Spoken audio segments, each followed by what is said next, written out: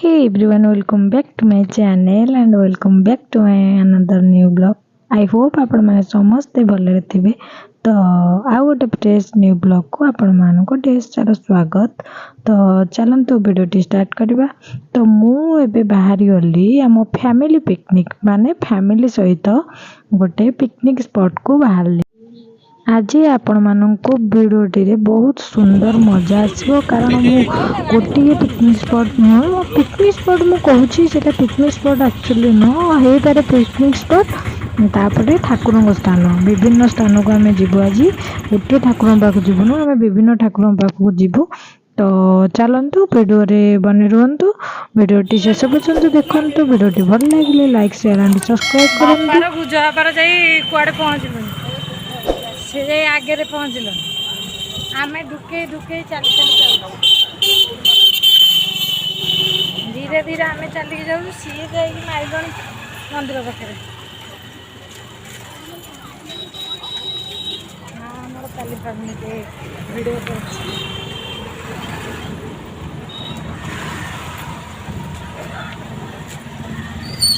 काकोटपुर मंगला ना काकोटपुर मंगला बाबा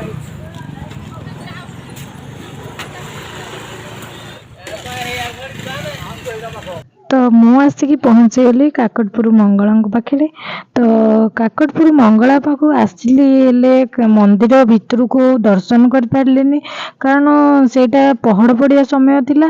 तो आम गला बेल को जस्ट आम जा पहुँचीचु तो पहड़ पड़गला। तापरे बहुत गहली भी से दिन थिला संडे थिला। तो टिके ठाकुर को दर्शन आम से जो गोटे कबाट फांके जहाँ जी करचु भितर को तो मोबाइल अलाउ नहीं तो मुझे देखे पाइले। तो फाइनाली आम आसिक मंदिर पाखे पहुँची गलु। पहुँचिकी बापा ये माने ठाकुर पाखे जो जिया पूर्व गोड़ धुअंती से गोड़ धोईकी बापांकर पूजा बापांकर गले।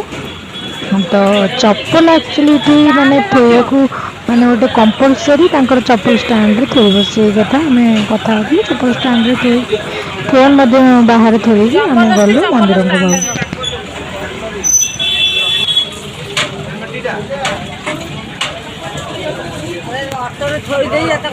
हटा थोई देकी चप्पल आसते गोटे स्टांड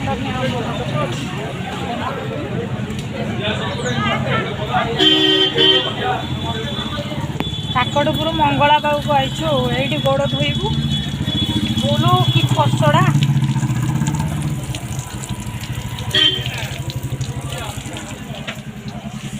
तो मंदिर भितर जाइए आपण मान कथा से गोड़ धोनु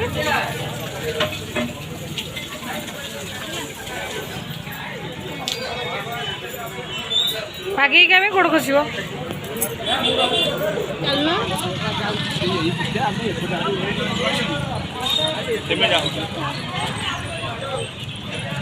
बुझ बापा सेपटे कौन जाऊँगी सेपटे गाड़ी थी हाँ हाँ गाड़ी सेपटे थुआई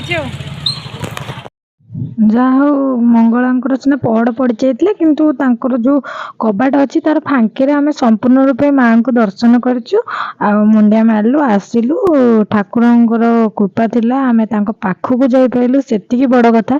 तो सेटा आमर भाग्य। तो फाइनाली आम मंगला पाख दर्शन कर फेरुचु। तो आम गाड़ी जो पटे आम जाइलु सेपटे थुआ नला अलग पटे गोटे थुआ तो आम अलग पटे रिटर्न करचु। रिटर्न करके मंगला पाख जीवु कौटी जीवु आपण मैंने देखिए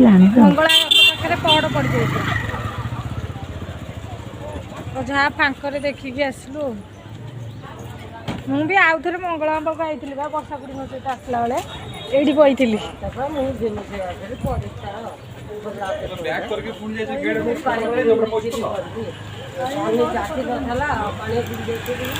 हाँ से तो आनी बर्षाकुड़ी म्यारेज पर जो आसले ये मंगला पाक पूरा खोलार भल से पूरा दर्शन कर ओ कि खरा गाड़ी नहीं कि आसीना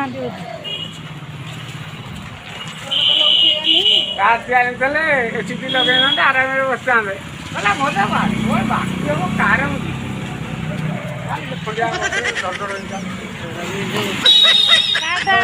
ना जगह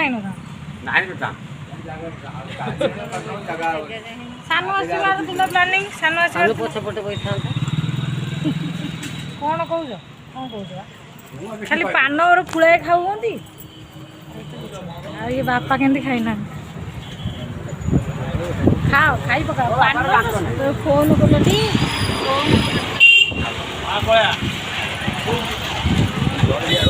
ଆରମ୍ଭ ହେଇଗଲା ପାନ ପ୍ରୋସେସ୍।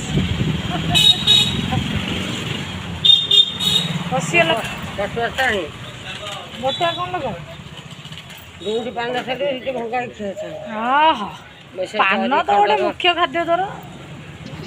ମାନେ ଗାଡ଼ିକି ଅପେକ୍ଷା କରି ଏତେ ରାଗ ଲାଗୁଥିଲା, ଇଚ୍ଛା ହେଉଥିଲା ଭଲ ହେଇଥାନ୍ତା ବରଂ ମାନେ କାର୍ରେ ଆସିଥିଲେ ଟିକେ ଏସି ଅନ୍ କରି ବସିଥାନ୍ତା।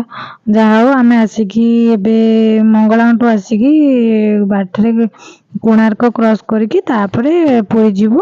ତ ଏଇ କୋଣାର୍କର ଯେଉଁ ଜଙ୍ଗଲକୁ ଦେଖି କାଜୁ ବଣକୁ ଦେଖିକି ମୋର କିଛିଟା ସ୍ମୃତି ମନେ ପଡ଼ୁଥିଲା। ମୋ ମାଆ କହୁଥିଲା ମୁଁ ଯେତେବେଳେ ଛୋଟ ଥିଲି ମାନେ କାଜୁ ଗୋଟେଇବି ବୋଲି ମୁଁ ଯାଇକି ସେ ଜଙ୍ଗଲ ଭିତରେ ଗାଡ଼ି ରୋକିଲେ ତ ମୁଁ ସେଇଠି ଯାଇକି ମାନେ ମୋ ଅଣ୍ଟିରେ ଫ୍ରକରେ କାଜୁ ବସିକି ଗୋଟଉଥିଲି। ଏଇ କଥା ମୋତେ ମୋ ମାଆ ମନେ ପକେଇକି କହୁଥିଲା।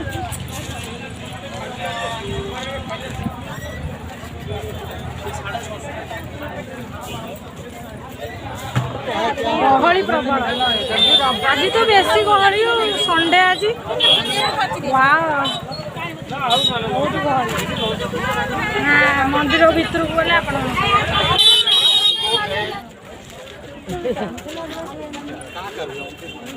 ବାପା କୁଆଡ଼େ ପଳେଇଲାଣି?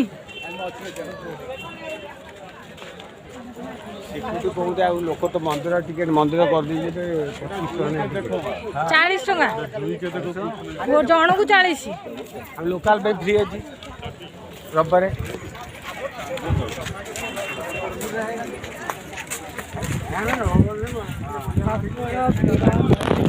ଫୋନ୍ ସାବଧାନରେ ରଖିବାକୁ ପଡ଼ିବ, ନହେଲେ ମୋ ଫୋନ୍ଟାକୁ କିଏ ଝାମ୍ପିକି ନେଇଯିବ। ତ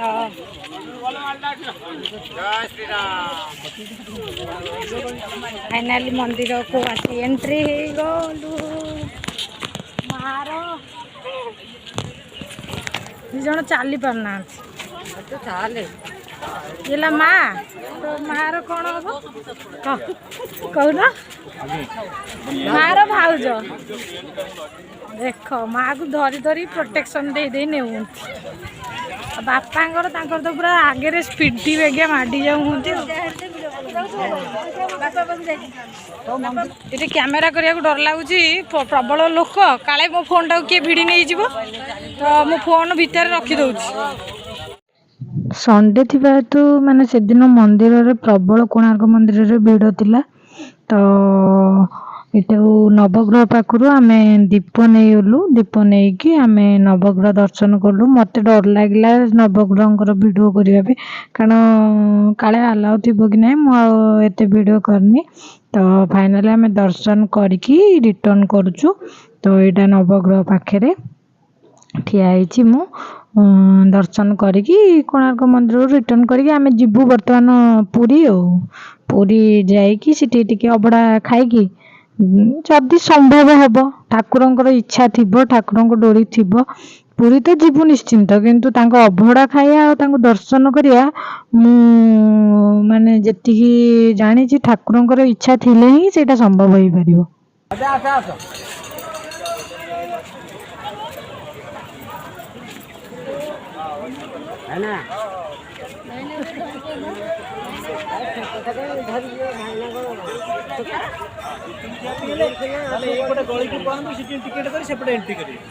କୋଣାର୍କ ମନ୍ଦିର ସନ୍ ଟେମ୍ପଲ ପୁଣି ସେପଟେ ମାନେ ଚାଲିଛି କାରୁକାର୍ଯ୍ୟ।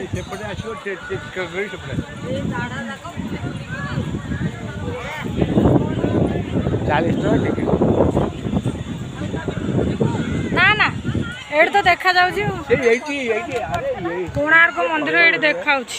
ଭିଡ଼ିଓ ଯଦି ଭଲ ଲାଗିଥିବ ଲାଇକ୍ ସେୟାର ଆଣ୍ଡ ସବସ୍କ୍ରାଇବ୍ କରିବେ।